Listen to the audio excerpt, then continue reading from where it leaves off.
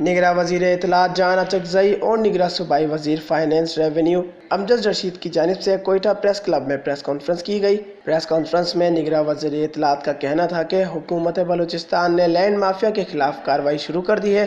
سرکاری عارضی کو قبضہ واگزار کرنے کے لیے حکمت عملی مرتب ہو گئی ہے۔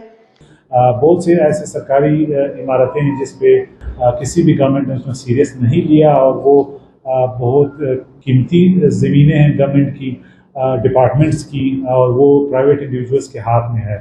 کہ پچھلے کئی سالوں سے جو یہاں پہ جو مقامی اقوام ہیں، جو لوگ ہیں، ان کی جو صدیوں سے ان کا ایک آباء و اجداد سے جو حقوق جو زمین پہ ہیں وہ چلتے آ رہے ہیں، اس کے حوالے سے بہت سارے گھپلے ہیں، اور ان گھپلوں میں جو ہے وہ سرکاری اہلکار ہیں ان کے بھی نام آ رہے ہیں، کچھ اور بھی اہم شخصیات کے نام آ رہے ہیں۔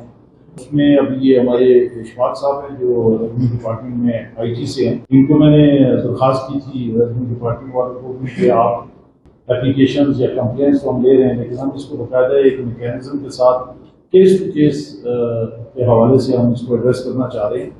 اور چیف منسٹر صاحب نے بھی مجھے باقاعدہ ایڈوائز کی کہ اس پر آپ نے بہت ویجیلنٹ ہونا ہے، اور اس کو ایک شفافیت کے طریقے سے، تاکہ جو لوگوں کے ساتھ یہ زیادتی ہوئی ہے اس کو ہم اس کو ایڈریس کر سکیں۔